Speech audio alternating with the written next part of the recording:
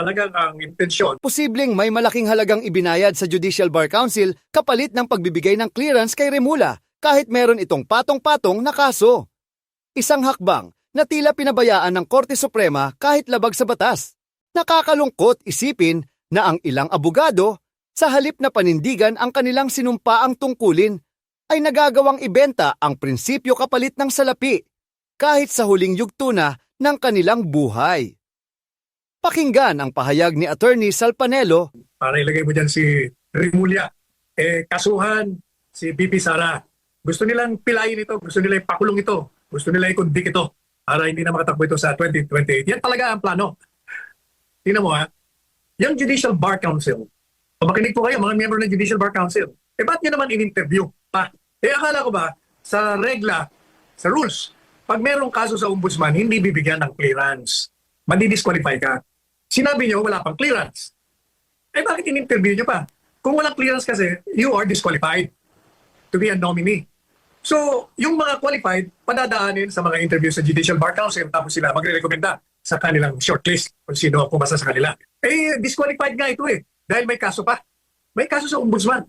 Kung ano-ano mga ginagawa nilang dahilan. Kaya siya daw i-dismiss ng ombudsman. Kasi may bago silang, pinalitan nila si Castillo ng ombudsman. Kumuha sila nitong Vargas na magiging acting ombudsman. At ang balita nga, itong si Vargas, i-dismiss ang kaso.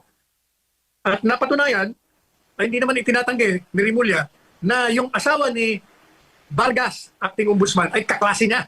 Kaya dapat hindi si Vargas ang mag-resolve nung kaso ni Remulla sapagkat may conflict of interest. Bakit hindi siya nag-recuse? Masyadong maliwanag, nagkukutsabahan kayo lahat para may pasok niyo si Remulla. Kaya dapat hindi niyo ipagpilitan si Remulla, Mr. President. Talaga bang ikaw gusto mong sirain ang sarili mo? Ang hirap mong ipagtanggol. Kasi nga ikaw gumagawa mismo ng kalokohan mo. Kalokohan nila. Complicit ka Tinotolerate mo sila Kaya gusto mo kita ipagtanggol dahil hanga ako sa tatay mo. Paano ka ipagtatanggol sa ginagawa mo? Pinagpipilitan mo yung si Remulla. Sabagat si Remulla, hindi naman yan papasok dyan kung hindi mo tinimbrehan yan na gusto mong ilagay dyan. Tigilan nyo na yan.